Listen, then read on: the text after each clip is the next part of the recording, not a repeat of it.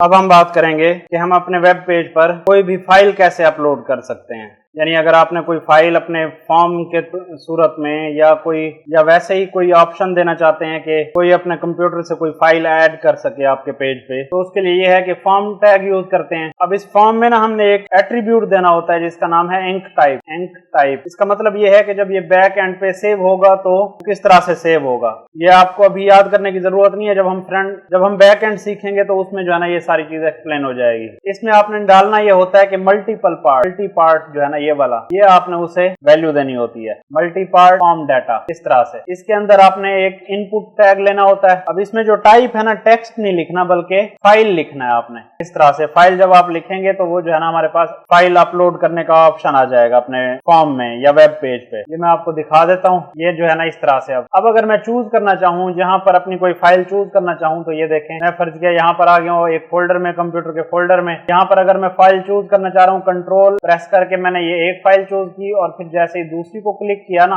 वो पहले वाला जो है ना वो सिलेक्शन जो है ना वो चली गई। अब इसी तरह ये सिलेक्ट हुआ है, जब मैं इसको सिलेक्ट करने की कोशिश करूंगा तो ये पहले वाली सिलेक्शन चली जाएगी। यानी मतलब बात करने का ये है कि ये सिर्फ एक ही फाइल जो है ना अपलोड हो रही है। अगर हम चाहते हैं, अब ये देखिए ना, फर्ज किया कि मैं इसको, ये मेरी जो है ना यहाँ एक फाइल दी हॉबिट, मेरे पास एक मूवी खड़ी हुई थी, यहाँ मैंने अपलोड कर दी। अब ये देखें ये एक ही फाइल हमारे पास आई हुई है। फर्ज किया हम चाहते हैं कि दो या दो से ज्यादा मल्टीपल फाइल्स जो है ना हम एक टाइम में सिलेक्ट कर सकें, तो उसके लिए हमारे पास क्या होता है कि हमारा जो टेक्स्ट एडिटर है, यहाँ पर आपने एक एट्रीब्यूट देना होता है। इनपुट टैग के अंदर एक एट्रीब्यूट देना होता है जिसका नाम है मल्टीपल। जब आप ये इस तरह से एट्रीब्यूट दे देंगे तो अब हम अगर आते हैं, इसको रिफ्रेश करता हूं मैं, अब अगर मैं इस पर क्लिक करूंगा तो अब जब कंट्रोल प्रेस करके अब जब मैं क्लिक करूंगा किसी चीज को सिलेक्ट करने के लिए, अब ये देखें कि ये मैं मल्टीपल जो है ना फाइल सिलेक्ट कर पा रहा हूँ। ये मैंने 4 फाइल्स जो है ना सिलेक्ट की हैं। अब जब मैं इसे ओपन करूंगा तो अब आप ये देखें कि ये 4 फाइल्स जो है ना मेरे पास यहाँ अपलोड होके आ गए हैं मेरे वेब पेज पे। इस तरह से जो है ना आप अपनी कोई भी फाइल अपने वेब पेज पे अपलोड कर सकते हैं।